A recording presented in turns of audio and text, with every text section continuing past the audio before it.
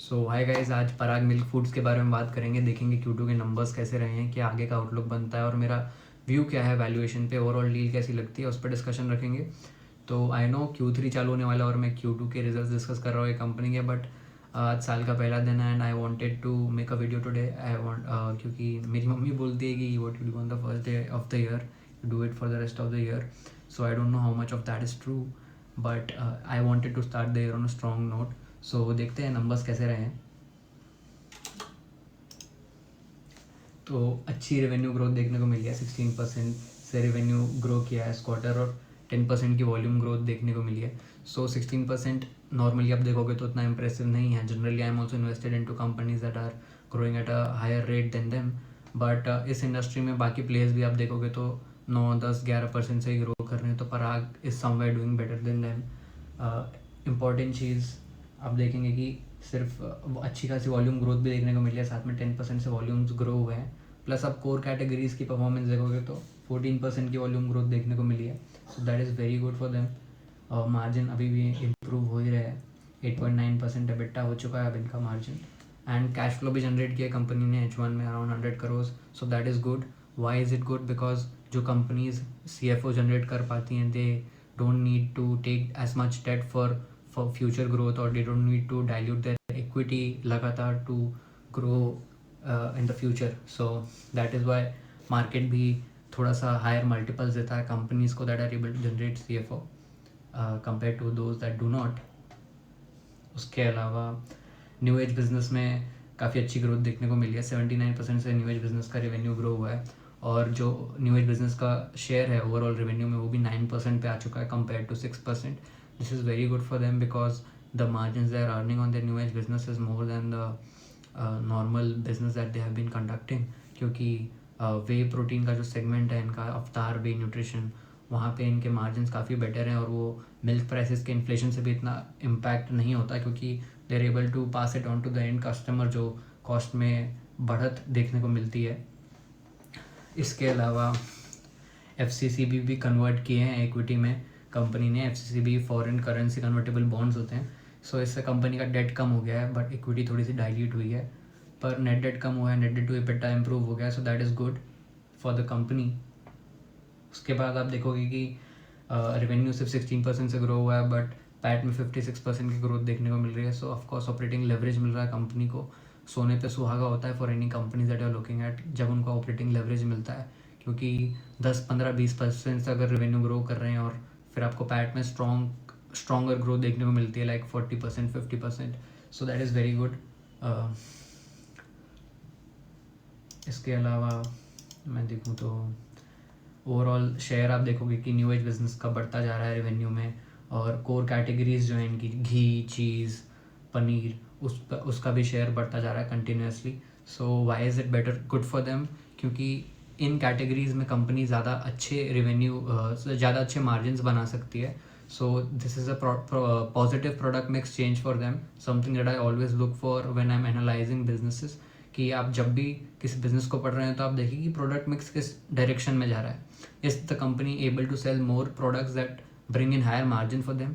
So that is a positive product mix change। जब company वो product ज़्यादा बेच पाती है जिन पे वो ज़्यादा मार्जिन कमा सकते हैं, और कंपनी ने ये भी बोला है कि they intend to take this share up to 20%। So that is very positive guidance from them कि न्यू एज बिजनेस का शेयर हमें और बढ़ता हुआ देखने को मिलेगा आने वाले 2-3 सालों में, जो मार्जिन अक्रेटिव भी है उनके लिए। उसके अलावा सेगमेंट वाइज देखें तो वही इंग्रेडिएंट्स वाले बिजनेस में हाफ ईयरली में शायद डी ग्रोथ भी है। सो इंग्रेडिएंट्स वाला बिजनेस क्या है इनका? बेसिकली जो भी डेयरी कंपनीज रहती हैं उनका वो मिल्क प्रोक्योरमेंट रोक नहीं सकते। So they can't say no to farmers, जो भी मिल्क आता है वो लेते ही हैं। और कई बार अगर डिमांड सप्लाई में मिसमैच होता है तो they convert milk into other categories जो वो आगे बेच सकते हैं या स्टोर कर सकते हैं, क्योंकि सिर्फ मिल्क स्टोर करेंगे तो वो ख़राब हो जाता है। सो दे कन्वर्टेड इनटू फैट्स वगैरह अलग कर लेते हैं और चीज़ वगैरह बनाते हैं।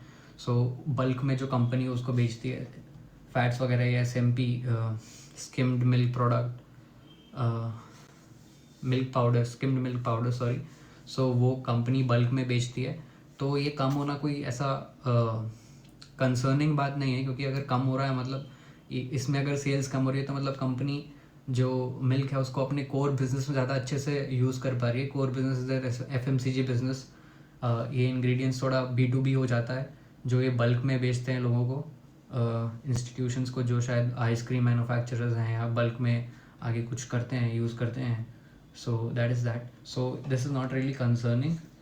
हाँ, अदर्स वाला जो कैटेगरी है इनका, मिल्क शेक वगैरह, वहाँ पे थोड़ा कम ग्रोथ है। बट बारिश में वैसे भी लोग ज़्यादा मतलब ठंडी चीज़ें पीना प्रेफर नहीं करते।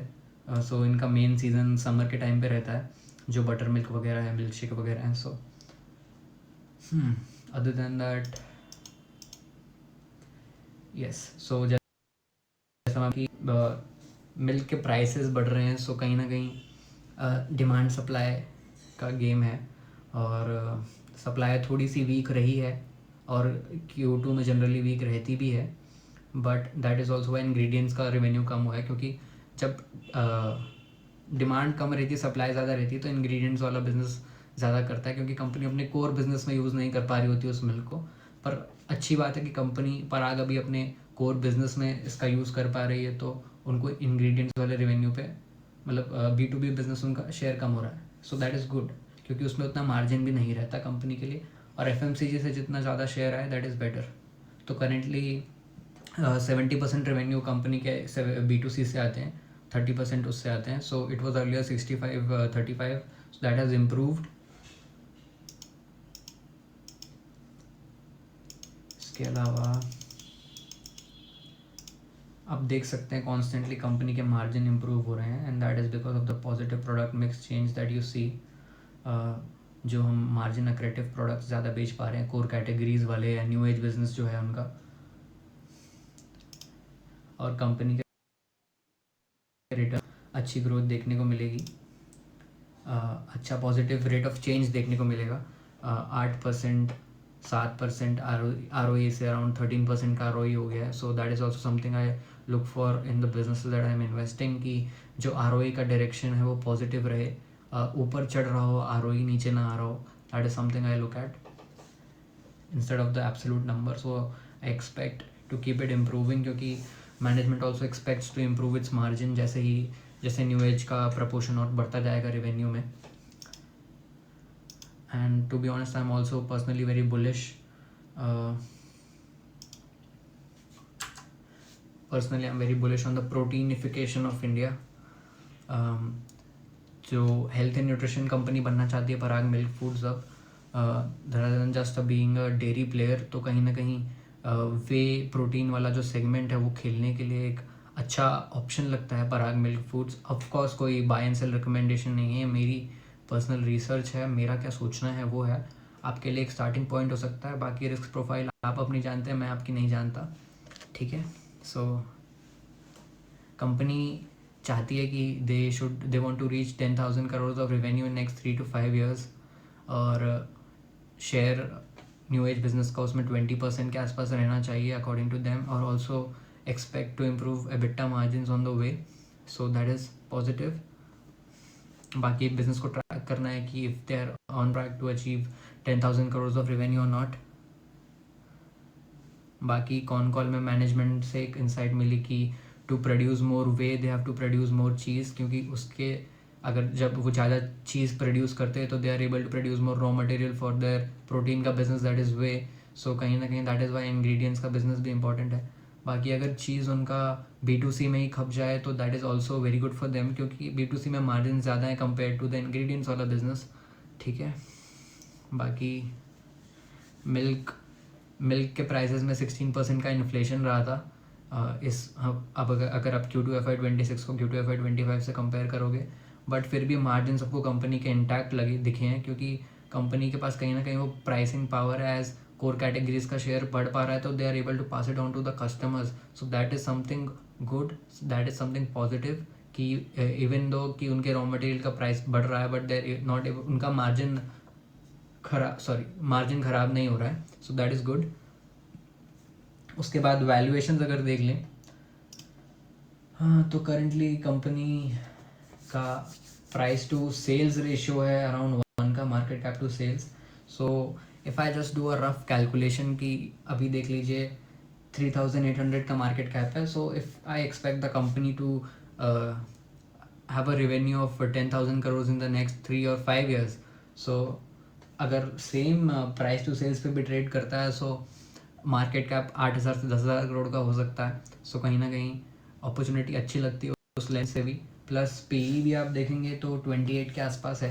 कैश जनरेटिंग बिजनेस है, सीएफओ पॉजिटिव हो गया, डेट कम हो रहा है, मार्जिन इम्प्रूव हो रहे हैं, और एक अच्छी थीम है जो प्रोटीन ट्रेंड चल रहा है इंडिया में वो खेलने के लिए.